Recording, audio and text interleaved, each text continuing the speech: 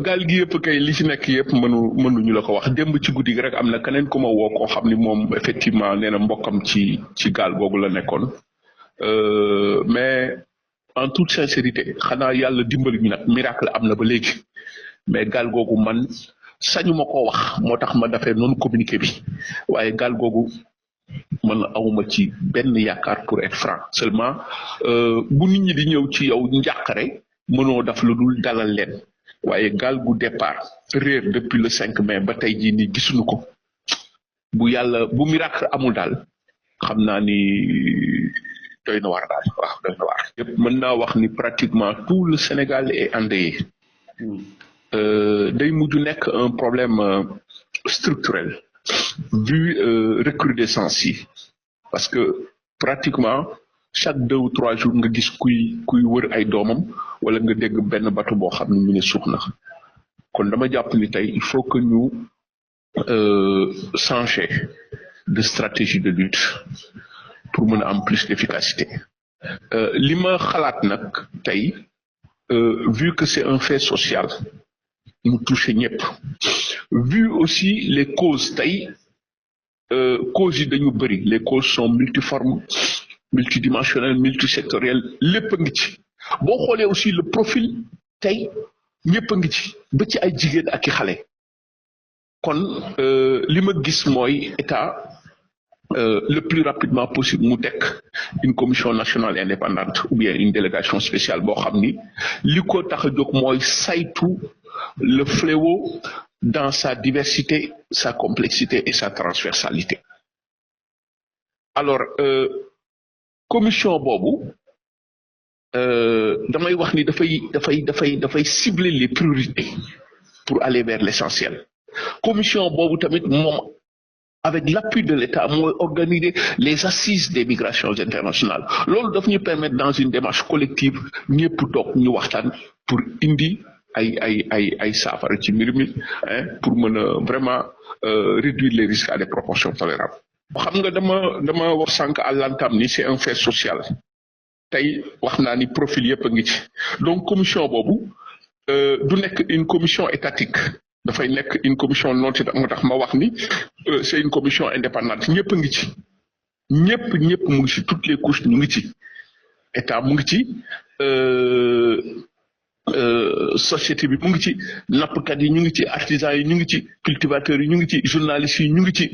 ñëpp a ngi ci les chefs religieux là ñu ngi ci alors commission boobu mooy saytu nag le fléau dans une démarche systémique dafay am solo ñëpp a ngi ci alors ñu toog waxtaan parce que dañuy wax naan ñu su waxtaan amee solution am alors buñ ko defee ñu toog waxtaan commission boobu organiser les assises mu nekk loo xam ni dinañ ko togg avec des propositions yoo xam ni buñ ko tegee dama jàpp ni dina wàññi lu bëri bon dans un tout autre registre aussi may insister encore sur la sensibilisation xam nga tey ñun dañu nekk dans un pays à tradition migratoire ancienne ñëpp a bëgg a tukki dans ce pays là dañu nekk dans un pays boo xam ni dañu jël am teg ko au-dessus de l'être lu mu yore rek ngay dégg kon tey dafay am solo mu am yeneen modalité de sensibilisation parce que l'esprit le plus faible le doute dafa dem ba gagner notre environnement socio-psychologique ba nga xam ni les esprits les plus faibles ñoom amatuñu yaakaar ni réew mi mën nañ ci dund parce que ñoom li leen gagné ils ont été gagnés par le désespoir l'instinct de survie loolu yëpp nag dañ koy liggéey la bu ñu war a def en amont et en aval pour que mu am li may tuddee une relecture des perspectives parce que tey il faut que ñu déconstruire pour reconstruire les mentalités suñu société moo feebar il faut que mu am tey cette révolution socioculturelle pour ñu xam ñooy kan gëm ni kat àddina processus la parce que tey boo xoolee même avec le changement de régime bi nga xam ni dafa amoon benn lueur d'espoir les départs continuent ça veut dire que quelque part il y a des questions qui subsistent y a-t-il un empressement à forcer un destin wala tey est-ce que le discours tenu jusque-là ne rassure pas yooyu yëpp tey dafa war a nekk l'objet d'un débat de fond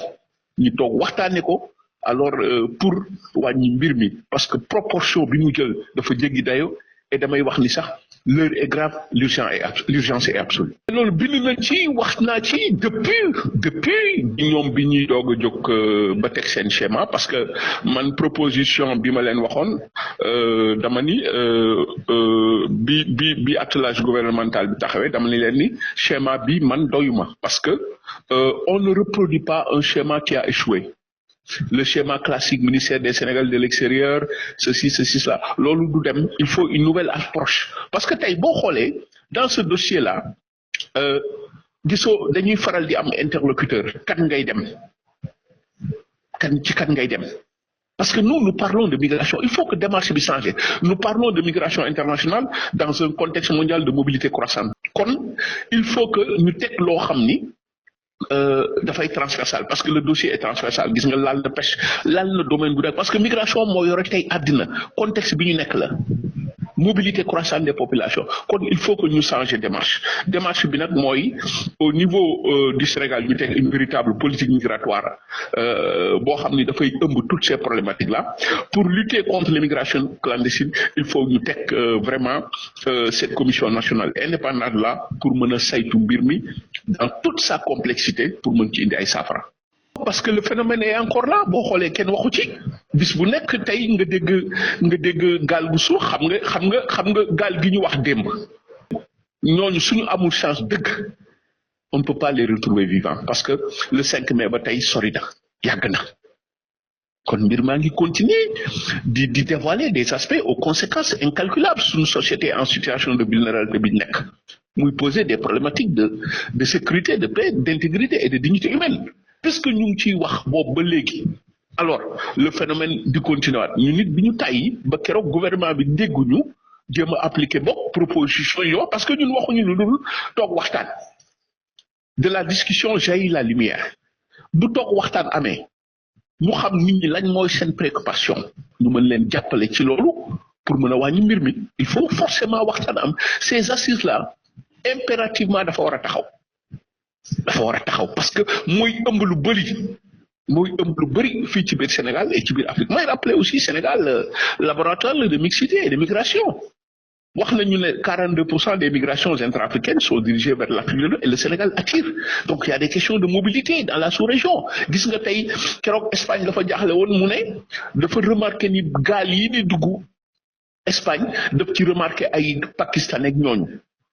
c'était une grosse inquiétude donc voilà gis nga problématique bi muy posé yooyu yëpp tey c'est l'occasion de relancer le débat